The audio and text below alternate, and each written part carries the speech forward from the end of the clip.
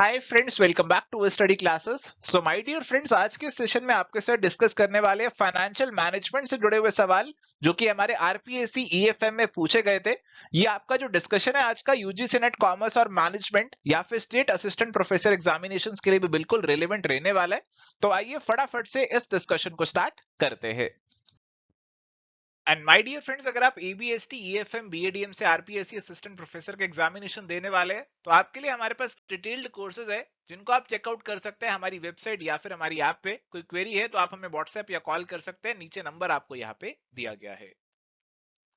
And ऐसे ही प्यारे दोस्तों, अगर आप यूजीसी नेट कॉमर्स मैनेजमेंट या फिर तैयारी कर रहे हैं पीजीटी कॉमर्स या असिस्टेंट प्रोफेसर कॉमर्स के लिए, तो भी हमारे पास डिफरेंट कोर्सेज है जिनको आप चेकआउट कर सकते हैं हमारी वेबसाइट या ऐप पे। कोई क्वेरी है तो आप हमें व्हाट्सएप या कॉल कर सकते हैं, नीचे नंबर आपको यहाँ पे दिया गया है। चलिए, तो यहाँ पे सवाल है हमारे पास, which of the following is exclusively related to corporate financial decision making?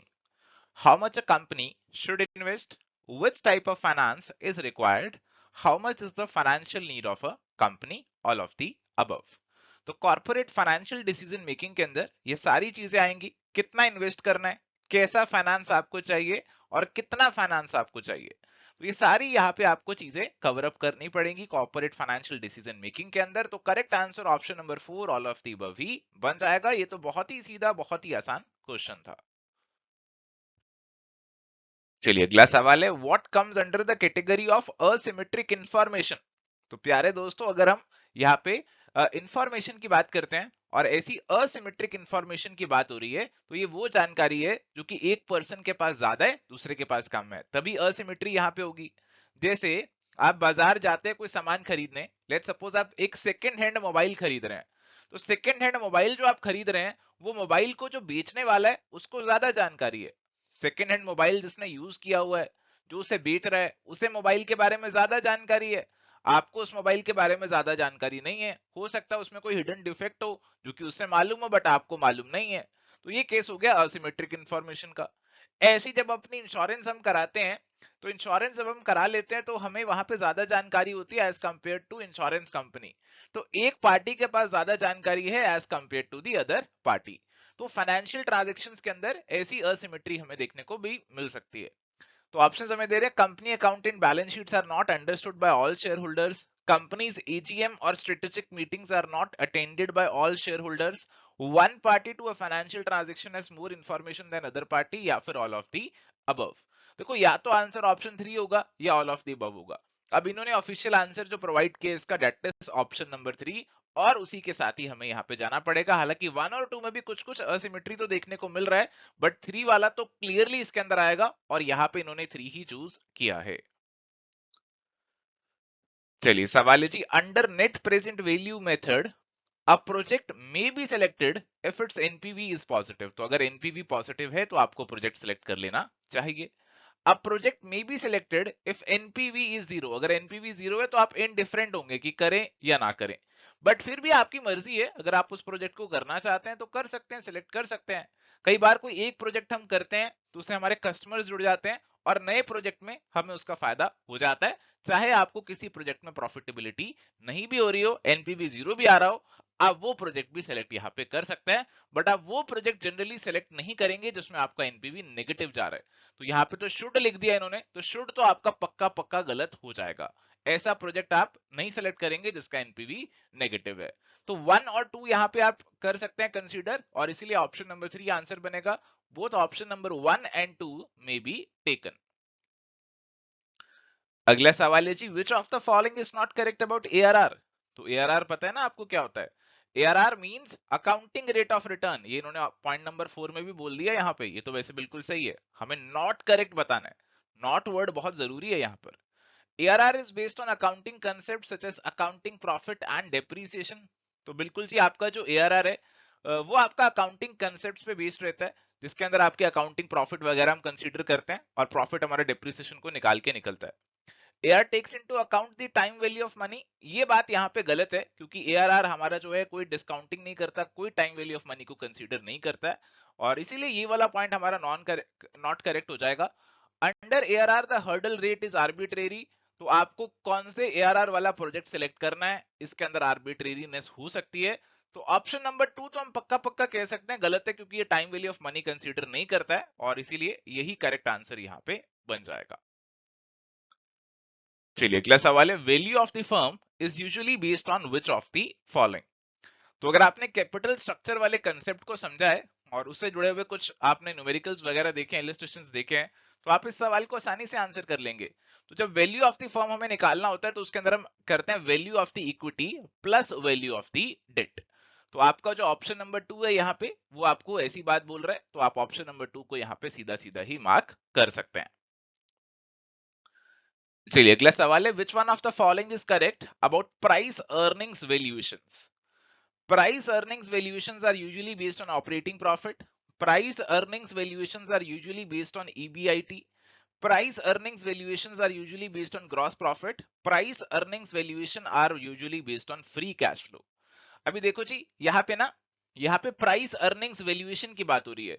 अब प्राइस अर्निंग वैल्यूएशन क्या पीई रेशो है या नहीं है, ये एक बहुत बड़ा सवाल हो सकता है। ये प्राइस अर्निंग वैल्यूएशन जो टर्म यूज कर रहे हैं ना, वैल्यूएशन टर्म यूज कर रहे हैं, आगे एस भी लगाया हुआ है, तो कुछ जेनरिक टर्म की बात हो रही है जिसमें हम अपने जो प्राइस हैं उसको कुछ अर्निंग से कंपेयर करने वाले हैं। ठीक है, अब अपनी प्राइस को आप अर्निंग से कंपेयर करने वाले हो अगर, तो कौन सी अर्निंग से आपको कंपेयर करना चाहिए। तो यहाँ पे ऑपरेटिंग प्रॉफिट दिया 1 में और 2 में ईबीआईटी दिया, और मेरे ख्याल से तो ईबीआईटी ऑपरेटिंग प्रॉफिट में तो कोई फर्क होता नहीं है। ग्रॉस प्रॉफिट से तो आपको करना नहीं चाहिए। फ्री कैश फ्लो यहाँ पे लिख रहा है, price earning valuation are usually based on free cash flow. अब फ्री कैश फ्लो यहाँ पे लिख रहा है जो कि आपका कैश फ्लो से तो लिंक्ड है, बट यहाँ पे अर्निंग्स की बात हो रही है।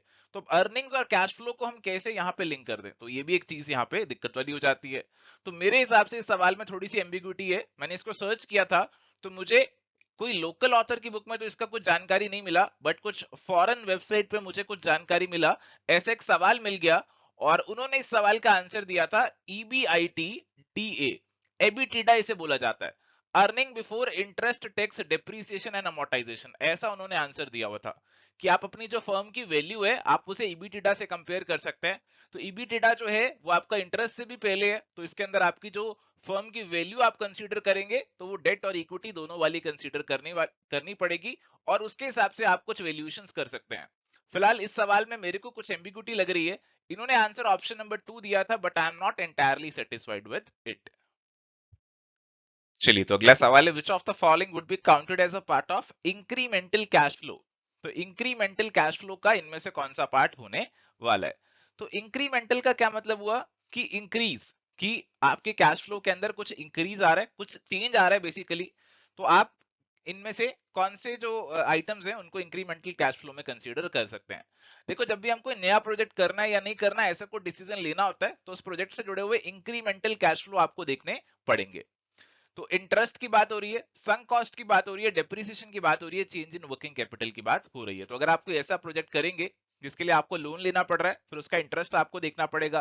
कोई नए आपको एसेट्स खरीदने पड़ रहे हैं, तो आपको उसमें पैसा ब्लॉक रहेगा। डेप्रिसिएशन को भी आप उसका पार्ट बना सकते हैं। अगर पुराना एसेट है तो उसकी कोई संक कॉस्ट आपने इनकर ऑलरेडी कर दी है, पुरानी कोई मार्केटिंग कैंपेन आप ऑलरेडी चला चुके थे जो कि ऑलरेडी पैसा इनकर हो चुका है, तो संक कॉस्ट को तो आप कंसीडर नहीं करेंगे। वर्किंग कैपिटल के अंदर चेंज आ सकता है, अगर आप कोई नया प्रोजेक्ट करेंगे तो उसमें आपका वर्किंग कैपिटल भी डेफिनेटली ब्लॉक रहेगा। और इसके अंदर क्योंकि मल्टीपल करेक्ट आंसर बन रहे हैं, तो इन्होंने कोई करेक्ट आंसर अपने को दिया नहीं है, बट हाँ आपको basic concept incremental cash flow का क्लियर होना चाहिए। चलिए तो प्यारे दोस्तों, अगला सवाल है, which of the following defines free cash flow. तो फ्री कैश फ्लो कौन डिफाइन कर रहा है, वो चीज आपको यहाँ पे बतानी है। तो फ्री कैश फ्लो की जब मैं बात करता हूं, तो ये प्यारे दोस्तों free cash flow to the firm की बात की जाती है मेनली। हालांकि इनको क्लैरिफाई करना चाहिए था कि free cash flow to the firm की बात हो रही है। तो free cash flow to the firm जो है वो यहाँ पे बिलोंग करता है डेट को भी और इक्विटी वालों को भी। तो हमें ऐसा ऑप्शन यहाँ पे ढूंढना है जिसमें अभी डेट का भी सब्ट्रैक्ट ना हुआ हो और इक्विटी वालों का भी कुछ सब्ट्रैक्ट ना हुआ हो, और उसमें आपकी जो नॉन कैश आइटम्स है उनकी एडजस्टमेंट भी कर दी गई हो, और कोई एक्स्ट्रा कैश वाली आइटम है तो उसकी एडजस्टमेंट भी कर दी गई हो। तो जैसे अगर हम बात करें net profit plus depreciation plus interest minus capital expenditure minus change in net working capital, तो ऐसी बात यहाँ पे आपको पहले करी जा रही है। तो देखो, वैसे तो सब चीजें यहाँ पे सही लग रही है, बट यहाँ पे इनको जो कंसीडर करना चाहिए, they should consider after tax operating income, जो आपको ऑप्शन नंबर 4 में देखने को मिल रहा है। ऑप्शन नंबर 4 आपको कह रहे हैं कि आफ्टर टैक्स जो आपकी ऑपरेटिंग इनकम है उसके अंदर यहाँ पे आप जो है नॉन जो टैक्स नॉन कैश आइटम जैसे डेप्रीसिएशन है आप उसको एडजस्ट कर दीजिए, और आपका जो इंटरेस्ट है वो वापस से ऐड कर दीजिए। तो बेसिकली जो आपका net operating profit after taxes होता है उसमें आप अपना जो डेप्रीसिएशन है उसको ऐड बैक कर दीजिए, और आपने इसमें कोई कैपिटल एक्सपेंडिचर वगैरह किए हैं तो वो भी आपके कैश फ्लो को रिड्यूस करेंगे, उसे माइनस कीजिए, और वर्किंग कैपिटल का कोई चेंज है उसकी एडजस्टमेंट भी कीजिए जो कि माइनस या प्लस किसी में भी आ सकती है। और यहाँ पे प्यारे दोस्तों जो करेक्ट आंसर इन्होंने दिया है डेट इज ऑप्शन नंबर 4। तो option number 4 would be the free cash flow to the firm. चलिए तो अगला सवाल है, which of the following would be counted after the end of a project. तो अगर आप कोई प्रोजेक्ट कर रहे हैं तो उसका एंड जब हो जाएगा तो क्या क्या चीजें आप देखेंगे।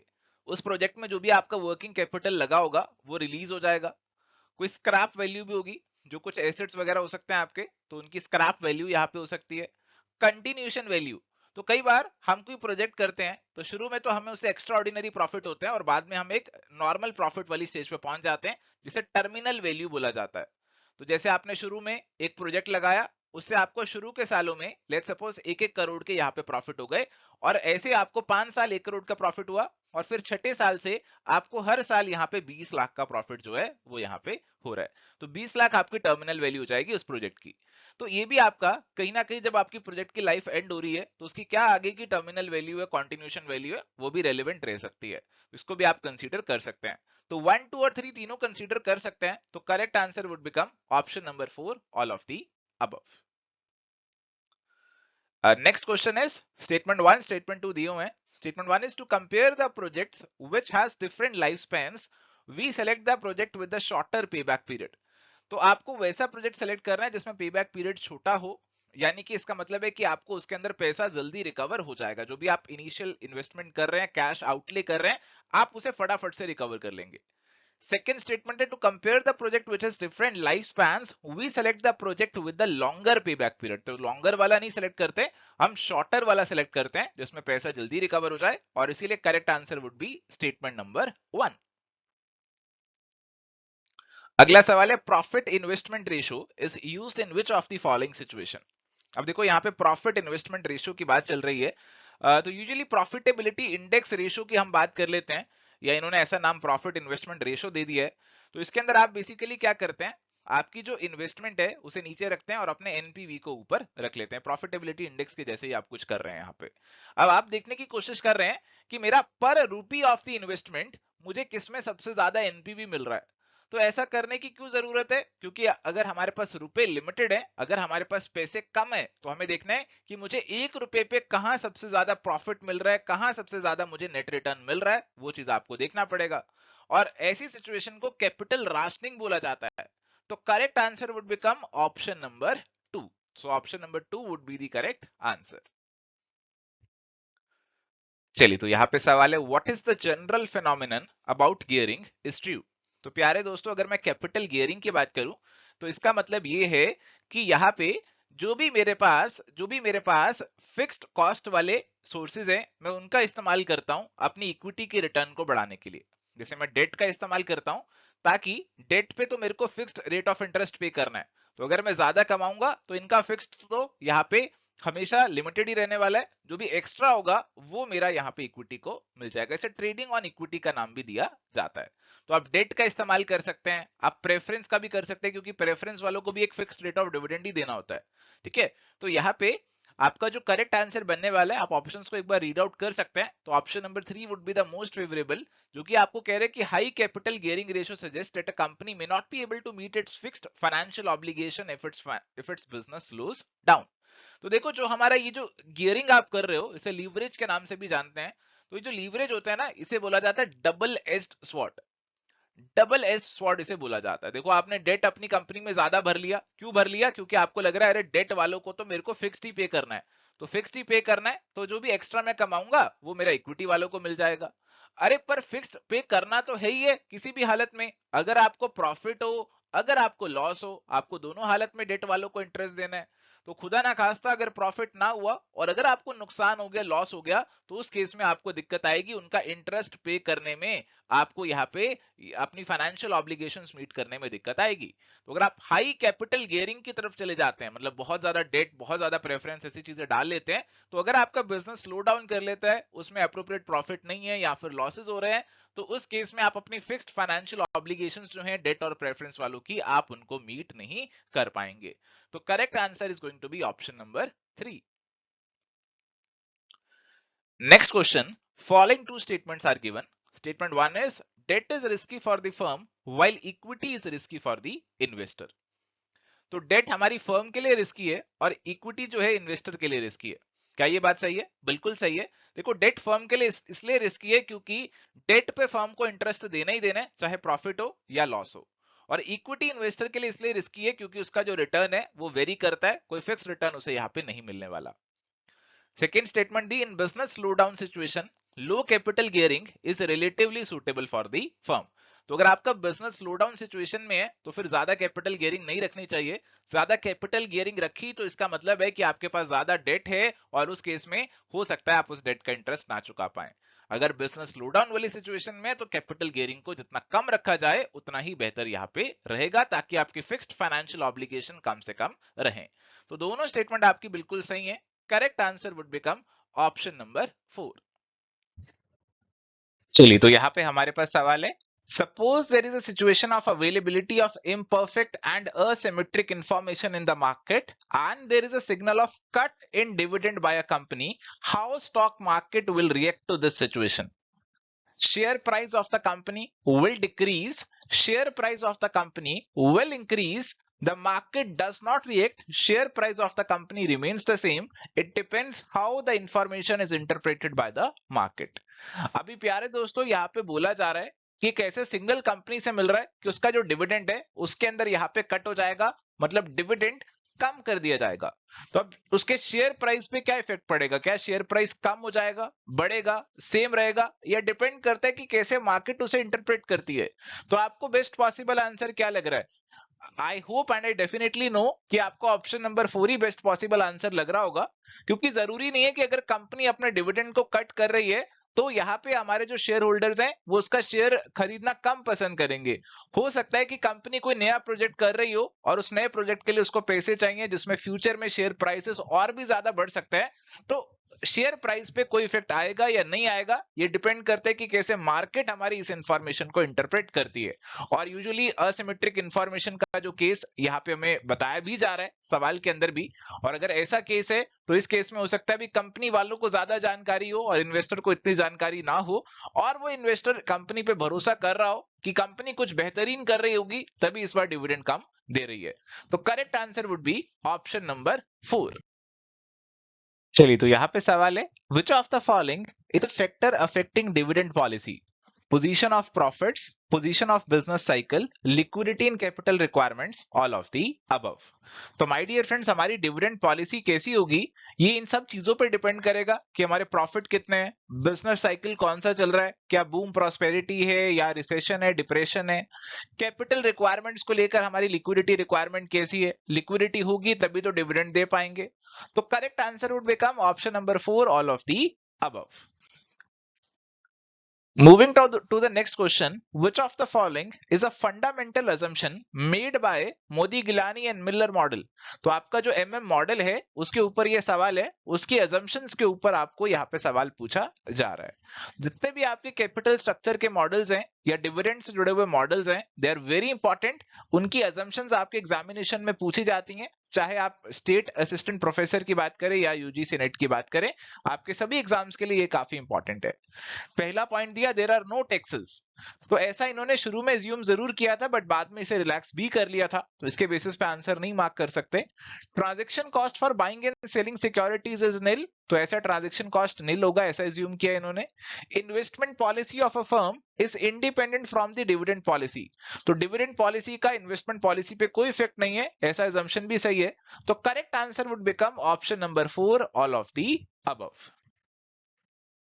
चलिए, तो यहां पे सवाल है, which of the following would be financed from working capital? तो प्यारे दोस्तों, वर्किंग कैपिटल आपकी current assets minus current liabilities. तो वर्किंग कैपिटल से क्या क्या चीजें आपकी फाइनेंस होने वाली हैं? Account payable, account receivable, bill receivable, या फिर all of the above. So my dear friends, आपकी जो वर्किंग कैपिटल है उसमें ये सारी चीजें आ जाती हैं। आपको वर्किंग कैपिटल चाहिए, तभी यहाँ पे आप जो है अपने पेबल्स को मीट कर पाएंगे। आपकी जो वर्किंग कैपिटल है वो यहाँ पे इन सभी चीजों से कहीं ना कहीं जुड़ी हुई है। All of the above answer में भी दे रखा है, तो I think all of the above would be the most appropriate answer, और यही इन्होंने ऑफिशियल की में भी प्रोवाइड किया है। चलिए, तो अगला सवाल बहुत ही सिंपल है। What is the difference between current ratio and quick ratio? तो करंट रेशो और क्विक रेशो में जो डिफरेंस आता है वो न्यूमरेटर को लेकर आता है। करंट रेशो का जो न्यूमरेटर है it is your current asset, and quick ratio का जो न्यूमरेटर है it is your quick assets. Okay, तो अगर मैं यहां पे बात करूं कि जो डिफरेंस है it is current assets minus quick assets, और क्विक एसेट्स में हमारे पास इन्वेंट्री और प्रीपेड एक्सपेंसेस दो चीजें नहीं आती हैं। तो अगर आप ऑप्शंस को ग्लांस करेंगे तो ऑप्शन नंबर 3 में लिख रहे कि करंट रेशो के अंदर इन्वेंट्री आती है और क्विक रेशो में नहीं आती है, which is the appropriate answer, और यही आंसर आपका यहाँ पे इस क्वेश्चन का बनेगा। Coming to the next question, capital gearing ratio denotes the relationship between which of the following? तो capital gearing ratio बेसिकली आपको बताता है कि क्या संबंध है, क्या रिलेशनशिप है आपके फिक्स्ड कॉस्ट बियरिंग फंड्स में और वेरिएबल कॉस्ट बियरिंग फंड्स में। तो फिक्स्ड कॉस्ट वाले आपके पास मेनली जो डेट वगैरह है वो जाएगा, और वेरिएबल कॉस्ट वाली जो आपकी इक्विटी है वो यहाँ पे हो जाएगी। तो इक्विटी और डेट के बीच में यहाँ पे कुछ संबंध बता रहे कैपिटल गियरिंग रेशो, और इसीलिए करेक्ट आंसर यहाँ पे ऑप्शन नंबर 2 का बन जाएगा। चलिए, coming to the next question, which one of the following is a fintech startup in India? तो इनमें से कौन सा स्टार्टअप फाइनेंशियल टेक्नोलॉजी से जुड़ा हुआ है? तो क्रेड के बारे में आई होप आप सबने सुना होगा, पेटीएम, मोबीक्विक के बारे में भी आपने सभी सुना होगा। ये फाइनेंस भी हैं, टेक्नोलॉजी ओरिएंटेड भी हैं, और इसीलिए आप करेक्ट आंसर आसानी से मार्क कर सकते हैं ऑप्शन नंबर 3 को। Coming to the next question, financial technology has been used to automate which of the following? तो फाइनेंशियल टेक्नोलॉजी का जो हम इस्तेमाल कर रहे हैं वो किन चीजों को ऑटोमेट करने के लिए कर रहे हैं? Money transfer and raising money for a business startup, investment and insurance, both 1 and 2, या फिर नन ऑफ दी अबव। तो फाइनेंशियल टेक्नोलॉजी से आप सभी चीजों को ऑटोमेट कर सकते हैं। आपने किसी को पैसे ट्रांसफर करने हैं, आपको याद नहीं रहता, आप लगा सकते हैं वहां पे एक रिमाइंडर लगा सकते हैं, या फिर ऑटो डेबिट फैसिलिटी भी लगा सकते हैं। इन्वेस्टमेंट के लिए, इंश्योरेंस के लिए, सभी चीजों के लिए आप फाइनेंशियल टेक्नोलॉजी का इस्तेमाल कर सकते हैं। तो correct answer would become option number 3, both 1 and 2। Coming to the next question, which of the following is true about the bonus issue? तो बोनस इशू को लेकर जो कंडीशंस है हमारी, उनको लेकर ये सवाल है। तो bonus issue shall be made out of free reserves built out of the genuine profits. तो बिल्कुल आपको बोनस इशू फ्री रिजर्व से ही देना है। Reserves created by revaluation of the fixed assets are not capitalized at the time of bonus issue। तो आपके जो revaluation reserve है आप उसका इस्तेमाल नहीं कर सकते हैं बोनस इशू के। और declaration of bonus issue in लिeu of dividend is not made. हाँ, तो ऐसा अलाउड नहीं है कि आप डिविडेंड की बजाय बोनस इशू दे दें, ऐसा आपको लीगली परमिसिबल नहीं कंपनी लॉ के अंदर। यहाँ पे ये पॉइंट्स आपके सभी इंक्लूड किए गए, और इसीलिए correct answer would become option number 4, all of the above. तो ये आपकी जो कंपनी लॉ की रिक्वायरमेंट्स है बोनस इशू को लेकर, उन पे ये सवाल पुटअप किया गया है। चलिए, अगला सवाल है, which of the following statements about marginal costing is true? Marginal costing is an independent system of costing. तो कह रहे हैं कि अपने आप में एक बहुत ही इंडिपेंडेंट सिस्टम ऑफ कॉस्टिंग है। In marginal costing all cost are divided into fixed and variable components. तो फिक्स्ड और वेरिएबल के बीच में डिवाइड करते हैं। ये वाली स्टेटमेंट तो आपको पक्का सही लगी रही होगी। In marginal costing fixed cost are treated as product cost. तो ऐसा नहीं होता, मार्जिनल कॉस्टिंग के अंदर आपकी जो फिक्स्ड कॉस्ट है उसे आप पीरियड कॉस्ट ट्रीट करते हैं। ठीक है, तो उसे एक पीरियड के अंदर ही पूरा का पूरा डाल दिया जाता है, प्रोडक्ट पे फिक्स्ड कॉस्ट को ऑब्जॉर्व नहीं कराते हैं। Marginal costing is not a technique of cost analysis. तो मार्जिनल कॉस्टिंग कह रहे हैं कि कॉस्ट की एनालिसिस की टेक्निक नहीं है। तो देखो, मार्जिनल कॉस्टिंग के अंदर हम कॉस्ट की एनालिसिस तो कर रहे हैं कि फिक्स्ड कौन सी, वेरिएबल कौन सी। 4 वाला, 3 वाला और 1 वाला ये इतने अप्रोप्रिएट पॉइंट्स नहीं है। ऑप्शन नंबर 2 हमें डेफिनेटली मालूम है कि करेक्ट है, तो that is why option number 2 would be the answer to this question. चलिए, coming to the next question, which of the following is not an assumption under the marginal costing? Cost can be divided into fixed and variable, तो बिल्कुल assumption ये तो रहता ही है. Fixed cost remain unchanged और constant for the entire volume of the production, तो बिल्कुल फिक्स्ड कॉस्ट आपका चेंज नहीं होगा. Variable cost does not remain constant per unit of the output, तो वेरिएबल कॉस्ट आपकी कांस्टेंट रहती है ऐसा एज्यूम करते हैं. तो per unit of the output अगर आपकी वेरिएबल कॉस्ट 10 रुपीज है तो इट विल रिमेन 10, चाहे आप यूनिट बनाओ चाहे 1 लाख यूनिट बनाओ, तो ऐसी assumption रहती है, इसलिए ये वाला पॉइंट गलत होगा. सेलिंग प्राइस रिमेन्स अनचेंज्ड, तो ये वाली assumption भी आपकी ठीक है. ऑप्शन नंबर 3 ही आपका करेक्ट आंसर बनेगा because this is not a correct assumption under marginal costing. चलिए, coming to the next one, which of the following are the sources of the funds, तो इनमें से कौन से सोर्सेज ऑफ द फंड है. तो आप फंड फ्लो स्टेटमेंट जब तैयार करते हैं ना प्यारे दोस्तों, तो उसमें दो साइड होती है. एक होती है सोर्सेज ऑफ द फंड और एक आपकी होती है एप्लीकेशन ऑफ द फंड. तो आप इशू कर रहे हैं शेयर्स कैश के बदले, फिक्स एसेट्स को सेल कर रहे हैं, तो ये तो आपके सोर्सेज ऑफ फंड में सीधा सीधा आ ही जाता है. और इसके अलावा ना आपको इस साइड पे डिक्रीज इन वर्किंग कैपिटल भी देखने को मिल जाता है.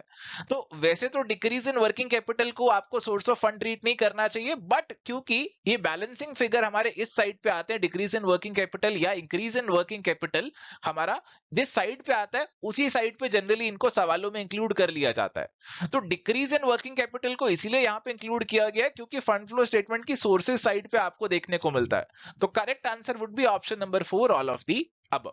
ठीक है, तो ऐसे ही इस सवालों को आंसर करना है. आई नो थोड़ा सा कंफ्यूजन आपके माइंड में जरूर हुआ होगा ऑप्शन 3 को लेकर, बट ये जो सवाल एग्जाम्स में पूछ रहे हैं सभी एग्जाम्स में ऐसा ही है, उसमें आपका जिस साइड पे जो चीज लिखी जाती है उसको लेकर आंसर दिए जाते हैं. चलिए, अगला सवाल है, cost of debt capital is calculated on the basis of which of the following. तो आपका जो डेट कैपिटल का जो कॉस्ट है it is primarily what, annual proceeds, interest, depreciation या नेट कैपिटल. तो आप जो डेट कैपिटल रेज कर रहे हैं उस पे आपको इंटरेस्ट देना होता है एनुअल बेसिस पे, so that is going to be the main component of the cost. तो करेक्ट आंसर आसानी से ऑप्शन नंबर 2 मार्क कर सकते हैं. चलिए, अगला सवाल है, which of the following is correct about the dividend policy. Dividends are often part of a company strategy. However, there are under no obligation to repay shareholders using dividend. हाँ, तो company use करती है dividend का but कोई obligation नहीं है, तो ये बिल्कुल सही है. Stable, constant and residual are the 3 types of dividend policy. तो डिविडेंड पॉलिसी आपकी स्टेबल हो सकती है, कांस्टेंट हो सकती है, रेजिडुअल बचा खुचा वाली पॉलिसी भी हो सकती है. Dividend policy should be framed by looking at the customers expectations only. तो डिविडेंड पॉलिसी के लिए आपको बहुत सारी चीजें देखनी होती है. यहाँ पे इन्होंने ओनली वर्ड डाल दिया, जहां भी ओनली वर्ड आ जाए ना उस वाले ऑप्शन को बहुत अच्छे से रीड करना, उसमें कोई गड़बड़ हो सकती है. तो डिविडेंड पॉलिसी यहाँ पे आप केवल कस्टमर एक्सपेक्टेशन को लेकर फ्रेम नहीं कर सकते या इन्वेस्टर एक्सपेक्टेशन को लेकर फ्रेम नहीं कर सकते हैं. बहुत सारी चीजें आपको देखनी है, बिजनेस साइकिल, लिक्विडिटी, बहुत सारी चीजें हैं. और पॉइंट नंबर 3 तो पक्का गलत है, 1 और 2 हमारे सही हैं और correct answer would become option number 4, that is option number 1 and 2 only. चलिए, तो अगला सवाल, which of the following is the Gordon's formula in relation to dividend policy. अब देखो प्रैक्टिकल सवाल तो नहीं पूछा बट फॉर्मूला पूछ लिया, तो फॉर्मूला तो कम से कम आना चाहिए सभी को. तो फॉर्मूला इसका बहुत ही सीधा है, इसमें आप प्राइस को निकालते हैं and it is determined by the formula which is given in option number 4, dividend divided by cost of equity minus growth rate. इस तरीके से आपका यहाँ पे प्राइस निकल जाता है as per the Gordon's formula. तो करेक्ट आंसर यहाँ पे ऑप्शन नंबर 4 का बनेगा. So thank you my dear friends, ये था हमारा डिस्कशन आरपीएससी के प्रीवियस ईयर सवालों के ऊपर. कुछ सवाल आसान थे, कुछ थोड़े से टेढ़े थे, but I hope on the whole आपको डिस्कशन अच्छा लगा होगा, आपको सवाल समझ में आए होंगे. अगर आपको ये वीडियो अच्छा लगा तो एक रिक्वेस्ट है आपसे कि इस वीडियो को जरूर लाइक कर ले और हमारे चैनल को सब्सक्राइब भी कर ले ताकि आपको फ्यूचर में ऐसे और क्लासेस भी मिलते रहे. आज के लिए इस सेशन में इतना ही, मिलेंगे नेक्स्ट सेशन में. Till then goodbye, take care, all the best.